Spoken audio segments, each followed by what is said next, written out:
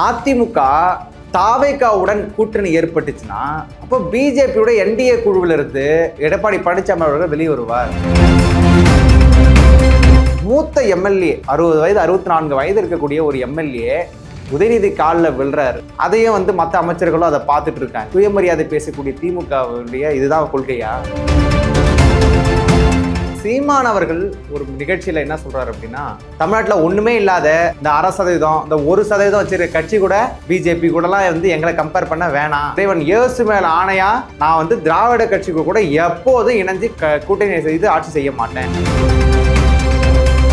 கமலஹாசன் என்ன பண்றாருன்னா, திருமாவளவனுக்கு உயிருக்கு ஆபத்து இருக்கு, அச்சுறுத்தல் இருக்குது, ஆகவே தமிழக அரசு அவருக்கு பாதுகாப்பு வழங்கணும் அப்படிங்கறத சொல்லியிருக்காரு.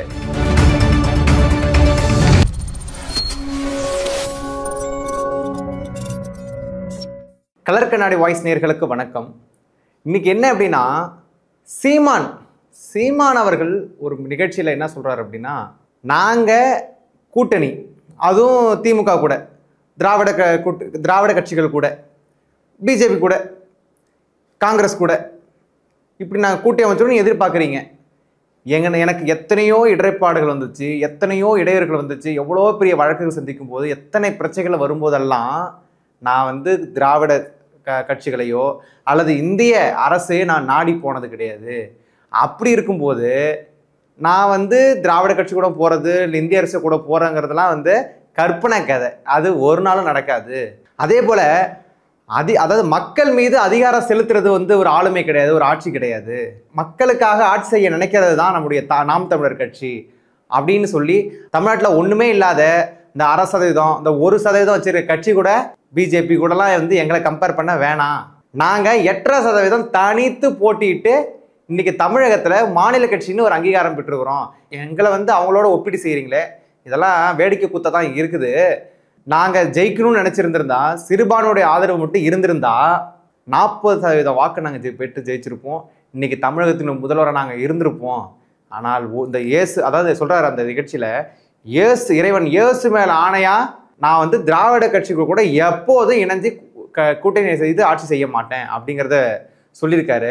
அவர் தான் இப்படி திராவிட கட்சிகளை இந்திய அரசு விமர்சிச்ச காரணம் பார்க்கும்போது, அடுத்த கட்டமாக இப்போ நம்ம புது கட்சி தாவேகா, இப்போ எங்கே பார்த்தாலும் தாவேகா, எங்கே கேட்டாலும் தாவேகா.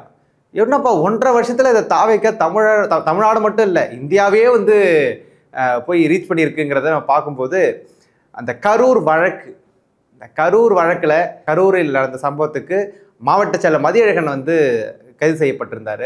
கைது செய்யப்பட்டு 15 நாள் விசாரணை பண்ணாங்க. அதுக்கப்புறம் எஸ்ஐடி குழு நீதிமன்றத்திட்ட கேட்டு 5 நாள் கேட்டிருந்தாங்க, 2 நாள் கொடுத்தாங்க. அந்த விசாரணைக்கு பிறகு இந்த மாதம் 14ஆம் தேதி, அக்டோபர் 14ஆம் தேதி விசாரணை நடத்துகிறாங்க.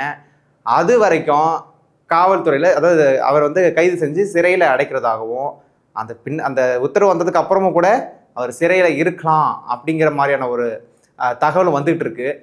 அது மட்டும் இல்லாமல் இன்னொரு முக்கியமான சம்பவம் என்னன்னு பார்க்கும்போது, இந்த கரூர் வழக்கு ஒரு மும்முனையாக நீதிமன்றங்கள்லேயே வாதிடப்பட்டிருந்தது. முதல்ல மதுரை கிளையில் ஒரு தீர்ப்பு வழங்கியிருந்தாங்க. அதை தொடர்ந்து தாமாகவே உயர்நீதிமன்றம் ஒரு உத்தரவை பிறப்பிச்சு, அந்த நீதிமன்றம் தான் எஸ்ஐடி அப்படிங்கிற ஒரு விசாரணை குழுவை அமைச்சது. அப்போ அது அமைச்சதோடு மட்டும் இல்லாமல் தாவேக்காவை அது ஒரு கட்சியா, தலைவனுக்கு தலைமை பண்பு இல்லை அப்படிங்கிற மாதிரி பல விமர்சனங்களை தாவேக்கா மீதும் தாவேக்கா கட்சிகள் மீதும் தொண்டர்கள் மீதும் வச்சுருந்தாங்க. அதை தொடர்ந்து இன்னொரு விஷயம் என்னன்னா, திருமாவளவன் சர்ச்சை அப்படின்னு ஒன்று போயிட்டு இருக்கு. என்ன சர்ச்சைன்னு பார்க்கும்போது, அவர் உச்சநீதிமன்ற தலைமை நீதிபதி மீது செருப்பு வீசப்பட்ட வழக்கறிஞரை எதிர்த்து ஒரு கண்டன ஆர்ப்பாட்டம் நடத்துனாங்க. அப்போ வர வழியில் யாரோ ஒருத்தர் ஒரு வழக்கறிஞர் ராஜீவ்காந்தின்னு சொல்லிட்டு அவர் என்ன பண்ணிருக்காருன்னா, வண்டியை வழிமறிச்சு வண்டியை நிறுத்திருக்காரு போல. அப்போ நிறுத்தின உடனே ஏதோ அவர் பேசியிருக்காரு போல. அவங்க விசிக கட்சியில் இருக்கக்கூடியவர்களும் விசிகாவுடைய வழக்கறிஞர்களும் போலீஸும் 3 பேர் நவுத்துப்பா ஏதாவது சொல்லி, அதாவது வண்டியை கொஞ்சம் மூவ் பண்ணுப்பா அப்படின்னு சொல்லியிருக்காங்க. அவர் ஏதோ சொல்லி பேசியிருப்பாரு போல. உடனே விசிகாவினர் என்ன பண்ணுறாங்கன்னா, அந்த வழக்கறிஞரை அங்கேயே தாக்குன்னு தாக்குறாங்க. தாக்குனதுக்கு அப்புறம் அவர் அந்த பார் கவுன்சிலுக்கு உள்ளே போய் நுழைஞ்சிடுறாரு. அதுக்கப்புறம் அந்த ஹைகோர்ட்டுக்கு வெளியவே விசிகாவினர் ஒரு சாலை மறியலில் ஈடுபட்டு ஒரு ஆர்ப்பாட்டம் பண்ணாங்க. அதுக்கப்புறம் அது முடிஞ்சிச்சு. அது முடிஞ்சதுக்கப்புறம் பல பேர் திருமாவளவன் மீதும் அல்லது அந்த இருசக்கர வாகனம் வந்த வழக்கறிஞர் மீதும் பல சர்ச்சைகள் வந்துச்சு. அந்த வழக்கறிஞர் வந்து ஒரு போலி வழக்கறிஞர்.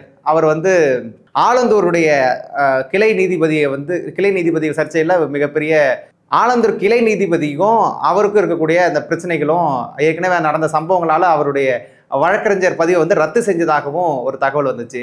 சரி, அதன் பிறகு வந்து திருமாவளவன் அவர்கள் வந்து இதை தொடர்ந்து எல்லா இடங்களிலுமே வந்து எல்லா ப்ரெஸ் மீட்லையுமே நேரலை மூலமாகவும் வந்து பதிவு செஞ்சுக்கிட்டே இருக்கிறாரு.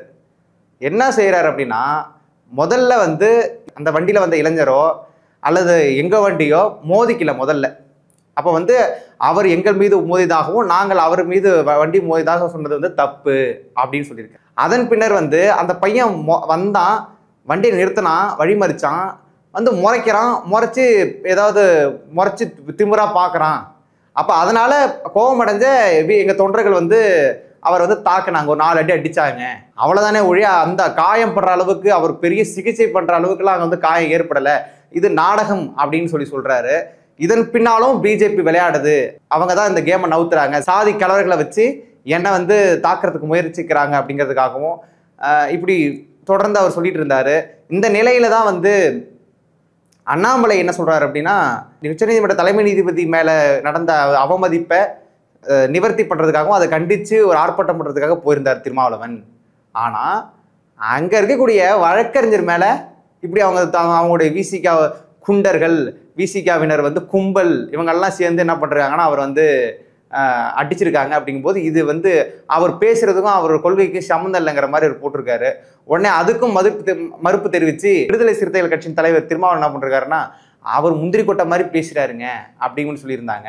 இதை தொடர்ந்து என்ன பண்றாங்கன்னா, இந்த நிலவரத்தெல்லாம் பார்த்த மாநிலங்களவை உறுப்பினர் மக்கள் நீதி மய்யத்தினுடைய தலைவர் கமல்ஹாசன் என்ன பண்றாருன்னா, திருமாவளவனுக்கு உயிருக்கு ஆபத்து இருக்கு, அச்சுறுத்தல் இருக்குது, ஆகவே தமிழக அரசு அவருக்கு பாதுகாப்பு வழங்கணும் அப்படிங்கிறத சொல்லியிருக்காரு. அது மட்டும் இல்லாமல் திரைப்பட இயக்குனர் ரஞ்சித் கூட என்ன சொல்லியிருக்காரு அப்படின்னா, இதெல்லாம் கவனத்தில் கொண்டு தமிழக அரசு அவருக்கு பாதுகாப்பு நடவடிக்கை கொடுக்கணும் அப்படிங்கிறது கேட்டிருக்காரு. இப்போ தொடர்ந்து இப்படி எழுப்பும்போது திருமாவளவன் ஒரு ஸ்டேட்மெண்ட் சொல்லிட்டாரு. என்ன சொல்லிட்டார் அப்படின்னா, எனக்கு இசட் பாதுகாப்போ இல்லை அரசு பாதுகாப்போ வேணாம், எனக்கு மக்கள் பாதுகாப்பு போதும் அப்படின்னு சொல்லியிருக்காரு. இப்படி வந்து இந்த திருமாவளவன் சர்ச்சை வந்து தொடர்ந்து ஓடிக்கிட்டே இருக்கு. இதுக்கு ஒரு என்கார்டு நடக்குமாங்கிறத பொறுத்து இருந்தால் தான் பார்க்கணும். அடுத்தது என்ன அப்படின்னா, இந்த விஜய், டிவிகே, ஏடிஎம்கே, பிஜேபி இது மூணும் வந்து ஒரு மும்முனை சக்கரம் மாதிரி சுண்டுகிட்டே இருக்கு அப்படிங்கிறாங்க. என்ன அப்படின்னா, விஜய்க்கு சப்போர்ட்டா பிஜேபி ஒரு பக்கம் பயங்கரமா வேலை செய்யுது, ஏடிஎம்கே ஒரு பக்கம் பயங்கரமா வேலை செய்யுது. அப்போ இது கூட்டணிக்கான வாய்ப்பு தானா, அப்போ விஜய் இருக்கிறது பிஜேபி தானா அப்படிங்கிறத நம்ம இப்போ பல முறை பேசியிருக்கோம்.